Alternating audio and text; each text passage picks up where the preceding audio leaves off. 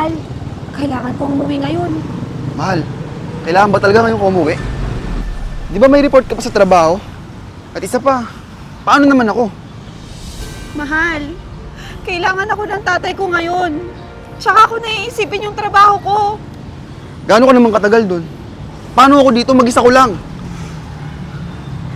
Pasensya ka na, mahal. Hindi ko alam kung hanggang kailan ako doon. Kailangan ko siyang puntahan. Bakit kasi hindi lang siya kunin dito sa atin? Pero mahal, hindi sanay si tatay dito sa atin. Pasensya ka na, mahal. Pero kailangan ko nang umalis.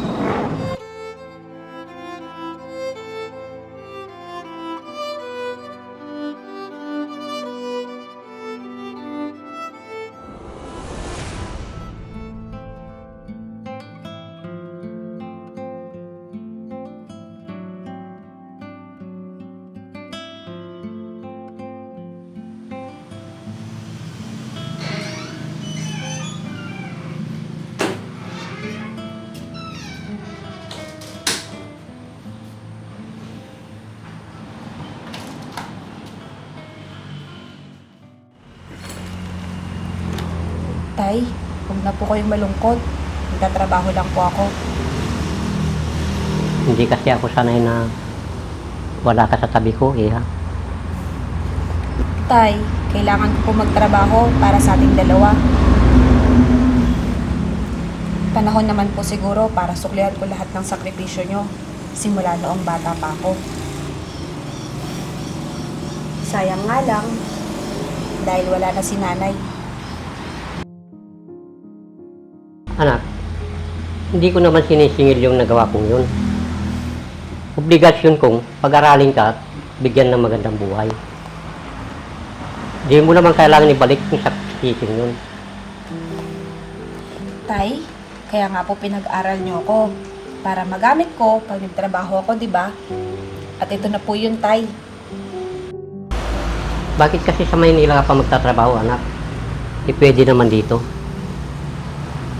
Tay, wala naman po kasing malalaking kumpanya dito sa atin. Kaya doon nila ako dinistino. Alam ko naman yun, anak. Malulungkot lang ako. Magkakahiwalayan tayo. Wala na akong pagluluto. Kasabay kumain. Wala na rin akong dadatnan dito sa bahay, galing bukid. Tay, gusto niyo po ba kumuha tayo ng makakasama niyo dito sa bahay? Para hindi po kayo nag-iisa. Di na, anak. Kaya kong mag-isa. Tay, wag naman po kayong ganyan. Nasasaktan po ang puso ko. Huwag mo na akong alalahanin, anak. Kaya ko to.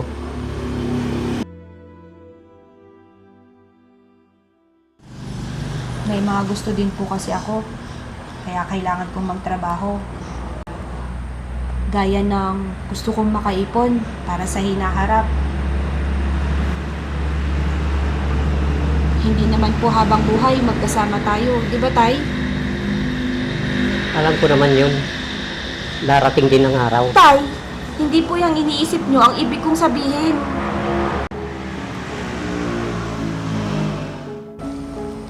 Darating po ang araw, magkakaroon din po ako ng sariling pamilya. Mag-aasawa din po ako. Sa bagay, tama ka dyan, anak. Baka pagdating ng araw, wala na ako sa tabi mo. Tay, huwag nyo naman pong sabihin yan. Alam ko po, makikita nyo pa po ang mga magiging apo nyo. Sana nga. Ano po yan? Tutuloy na po ako. Sige, anak. Basta, mag-iingat ka dun, ha. Opo, kayo din po, Tay. Mag-iingat din po kayo dito. Sige po, alis na po ako.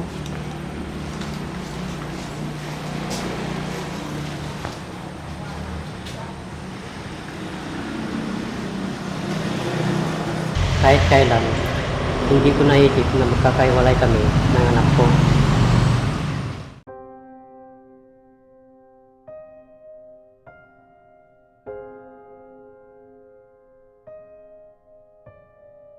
Diyos ko, ingatan niyo po sana ang anak ko sa pupuntahan niya.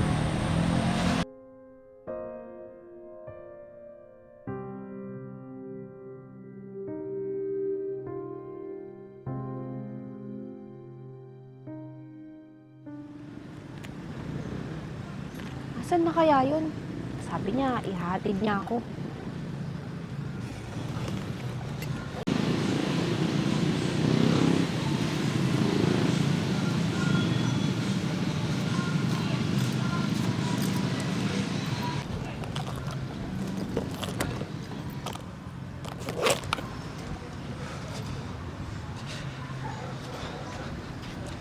Mahal, kanina ka pa ba?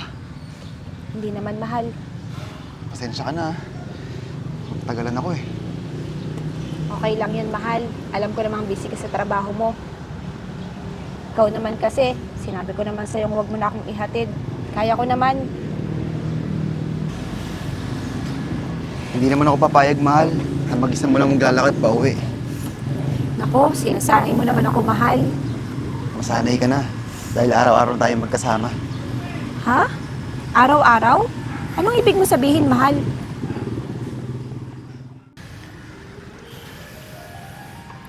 Mahal, gusto ko sana magpakasal na tayo.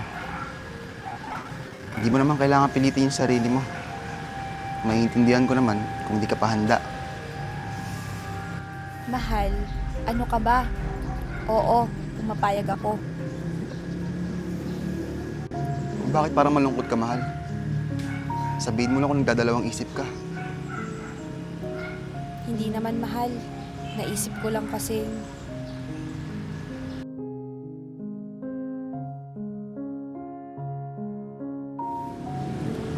pwede bang umuwi muna tayo sa amin? Para ipaalam kay tatay ang plano natin pagpapakasal. At para hingin na rin ang basbas niya, kung okay lang sa'yo. Oo naman, mahal. Okay lang. Maraming salamat, mahal. Kaso, kinakabahan ako. Bakit naman, mahal? First time ko kasi makakaharap ang tatay mo pag uuwi tayo doon. Ano ka ba, mahal? Huwag kang matakot dyan. Mabait si tatay. Andun na ako, mahal. Pero, baka hindi siya pumayag. Bakit mo naman naisip yan? Eh, di ba nga, nag-iisa kang anak? Karamihan kasi sa mga tatay, na may nag-iisang anak, hindi madaling pumayag na magpakasal ang anak nila. Mahal, nasa hustong edad na tayo. Pwede ba naman yun? Malay ko ba kung magkaganon? Sinisigurado ko sa'yo, mahal, papayag si tatay. At isa pa, tumatanda na rin naman ako. Kaya walang rason para hindi siya pumayag. At alam naman niya kung gaano mo ako kamahal. Mahal na mahal kita. Mahal na mahal din kita, mahal.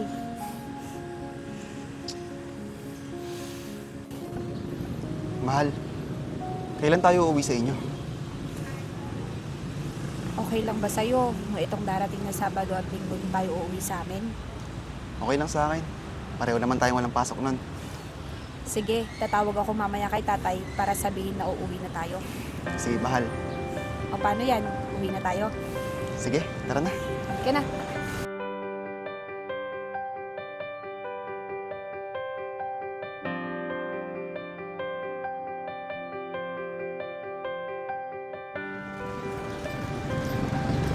Mahal, simula may kasal tayo, hindi na ako nakabisita kay tatay. Okay lang yan. Alam naman tatay, meron ka na sariling pamilya.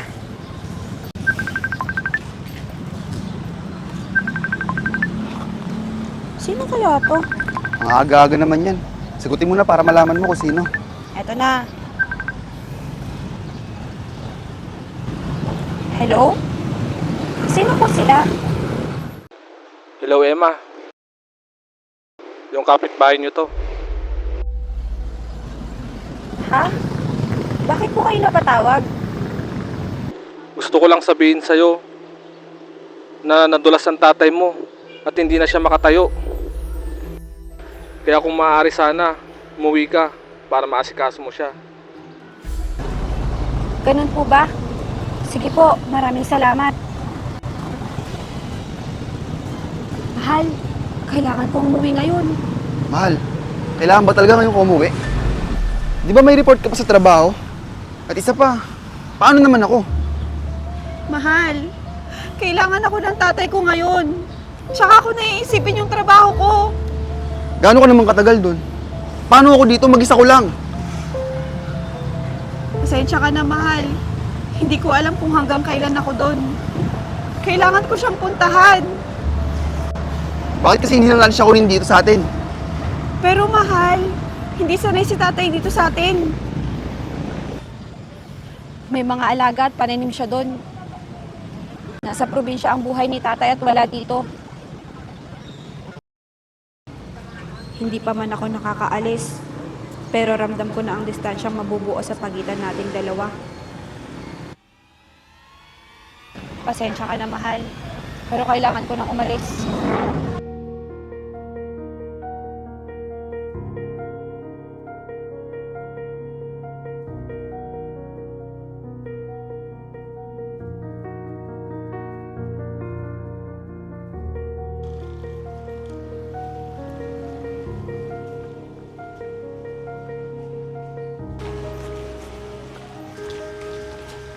Tay!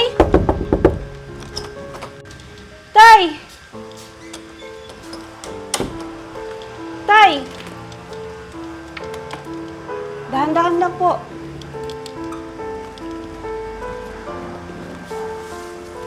Oo anak, dumating ka na pala. Kamusta na po yung pakiramdam niyo, Tay? Anak, hindi mo naman kailangan pag umuwi. Kaya ko pa naman. Kahit hindi niyo sabihin sa akin, Tay, nakikita ko at nararamdaman ko ang lungkot at pangungulila niyo sa akin. Ikaw anak, kumusta ka naman? Ayos lang naman po ako, Tay. Buti, pinayagan ka ng asawa mo. Wala naman po siyang magagawa dahil kailangan niyo ako ngayon. Di ba sinabi ko sa'yo kung Hindi, Tay. Dito lang po ako sa tabi niyo hanggang sa gumaling kayo. pero anak, Huwag na po kayo makulit, Tay. Bukas na bukas, dadalhin ko po kayo sa doktor, ha? sige anak, salamat. Opo, Tay.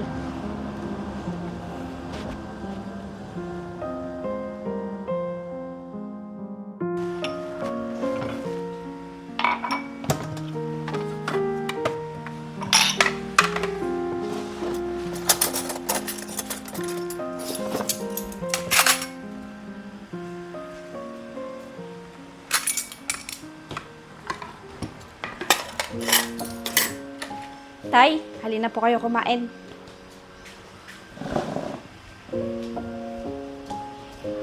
Dahan-dahan lang po. Kain po kayo madami, ha, para mabilis po kayong gumaling. Sige po. Sige, Tay, dahan-dahan lang. Masarap po to. Marami po ako niluto para sa inyo.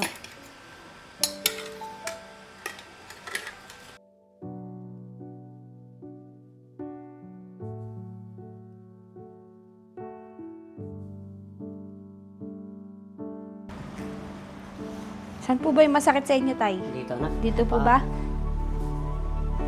Maraming salamat anak ha. Walang anuman po, Tay. Basta gumaling po kayo. Magpalakas po kayo para mabilis po kayong gumaling. Sana nga anak.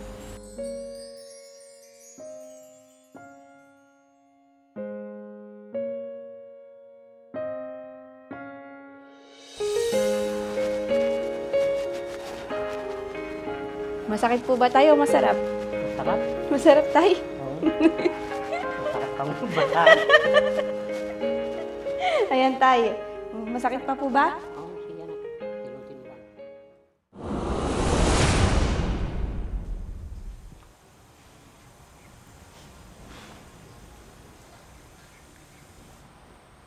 Ilang linggo nang di umuwi yun, ah. Ano kayang plano niya sa buhay namin?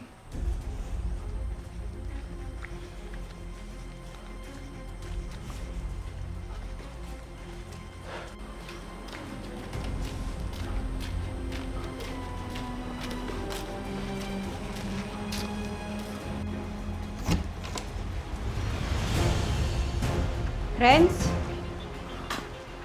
Oh! Mabuti naalala mo pang umuwi. Ilang linggo ko doon sa inyo, ah. Akala ko nakalimutan mo na meron kang asawang iniwan dito. Akala ko ba ako ng pamilya mo ngayon? Sa ganyang ginagawa mo, parang hindi ako yung pinipili mo. Siya rin lagi ka sa inyo, Emma. Mas maganda siguro kung maghiwalay na tayo. Total, di mo rin maiwan yung tatay mo eh. At hindi mo na ako iniisip dito. Renz, sana naman, naisip mo na ang tatay ko ang prioridad ko ngayon dahil sa kalagayan niya. Tatay ko siya, Renz, at hindi ibang tao. Pero sige, kung yan ang desisyon mo, bahala ka sa buhay mo. Siguro nga mas maganda na maghiwalay na lang tayo.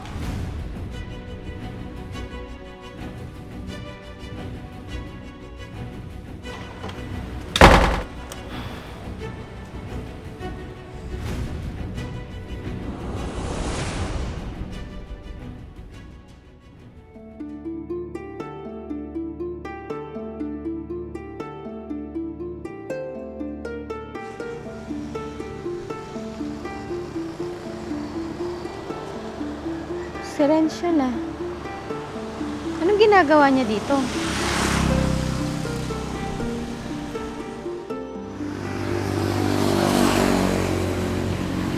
Lawrence, O ate, ikaw pala.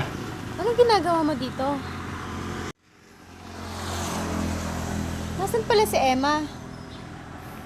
Hindi na siya uuwi sa amin, ate. Ano? Ano nangyari? Makipag-iwalay na ako sa kanya.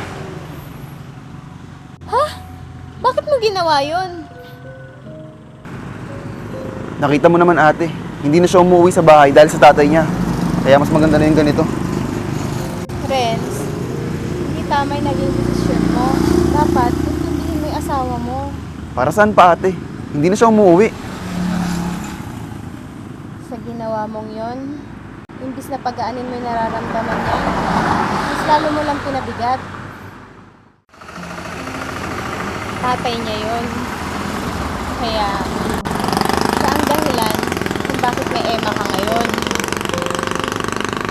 Hindi mo siya pwedeng papiliin sa pagitan ng dalawang pagmamahal.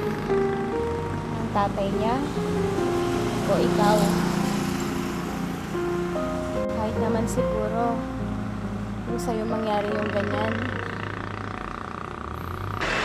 At kailangan ka ng mga magulang natin. Magdadalawang isip ka pa kung uunahin mo sila. Siyempre hindi. Tulad ng asawa mo. Iba pa rin ang pagmamahal niya sa tatay niya. Kasi tatay niya yun. Malamang ganun ka rin, Renz. Dahil magkaiba yung estado ng pagmamahal sa asawa at sa magulang. At nananaig pa rin ito. Sa itong paraan, para magantihan natin lahat ng sakripisyong ginawa nila sa atin. Naiintindihan mo ba ako, Renz? Hindi ko na naisip lahat yan, ate. Dahil puro galit at selos na ang nararamdaman ko. Mali yan, Renz. Hindi mo lang alam kung gaano kasakit lahat ng binitawan mong salita sa asawa mo. Anong gagawin ko, ate? Para mabawi ko lahat ng masakit na salita na sinabi ko sa kanya. Hindi na dapat tinatanong yan, Renz. Sige na. Puntahan mo na yung asawa mo. Maraming salamat sa lahat, ate. Naliwanagan ako sa lahat ng sinabi mo. Sige na. Puntahan mo na siya.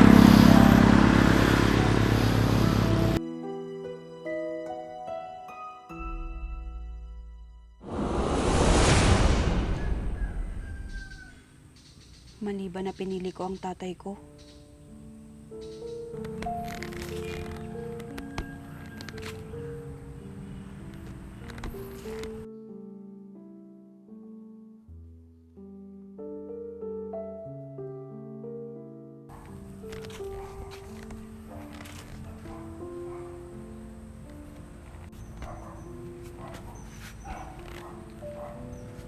Anak, Atay, maraming salamat. Pero, pasensya ka na. Kung akong naging dahilan ng pagluha at kalungkutan mo ngayon. mahal na mahal kita. Hinihiling ko na sana dumating uli yung araw na bumalik yung taong mahal mo para maging masaya kang uli para sa sarili mo. Dahil alam kong hindi na rin ako magtatagal. Dahil matanda na ako, anak. Yun na nga po, Tay. Kaya mas pinili kong makapiling kayo. Dahil ayoko pong uuwi ako na aasikasuhin kayo kung kailan huli na ang lahat. Yung pantay na ang paanyo nakahiga. Kaya nandito po ako para maiparamdam sa inyo kung gaano kayo kahalaga sa akin habang nabubuhay kayo. Mahal na mahal din kita, Tay. Sana umaba pa po yung buhay niyo para matagal pa po namin kayo makasama.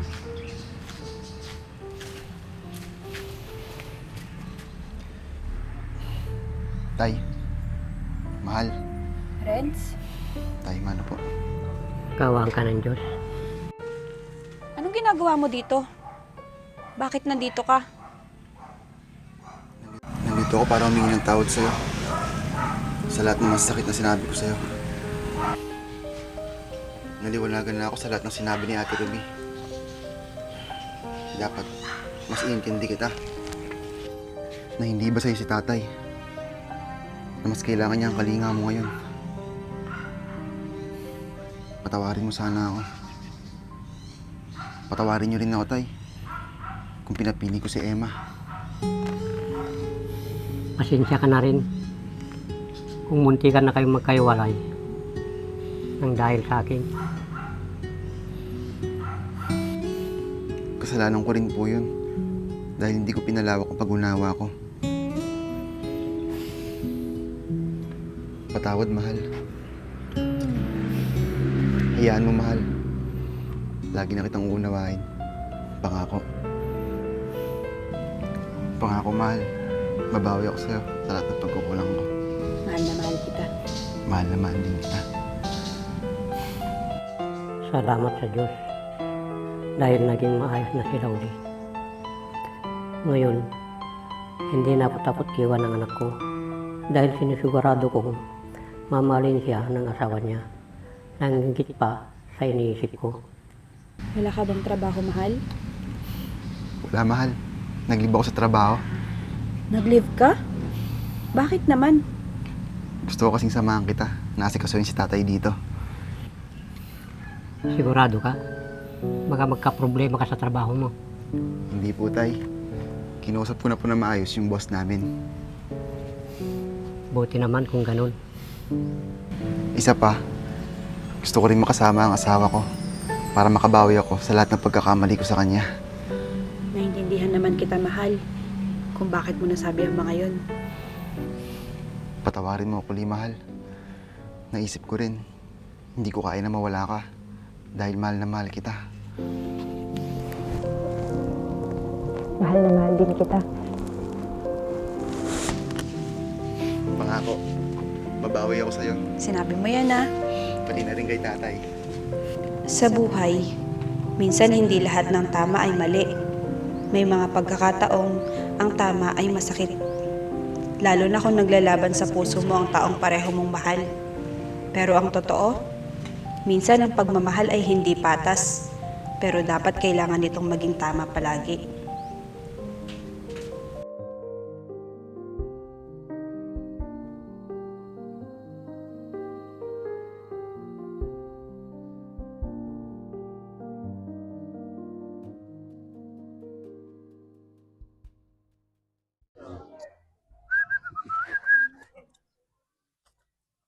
Ano nagsilingin? Uno yung boy. Nagsiling mo ating motor mount. May tayo. Atratik ang gamitam. GR4 ceramic coating. Ano yan? Mabaling pa gamit pang lugan natin for wheels. Nagmayatan si ka. Pagkagatangan mo tikas ta boy. Magatang mo ito TikTok, Shopee, Lazada. May ibus nga ro din so gumatak to manin. May met pa, no, gumatang ka tikas to, iti gatangay mag di buy one take two, buy one take three, ta mas makatipid ka dyan. Gam mabalin uri may isa lang kasta. Babalin lahat ta. Mayatan ni sika. Nagsilang na eh. Gumatang tumamati kasta. Uy, kita mo ni ati lugan ko. Kasla barbalulat ta kanayon. Nagsilang na eh. Di mo lang nagiganan, magasgas. Nagkarti ka mo tayo. Mamang mga lang mati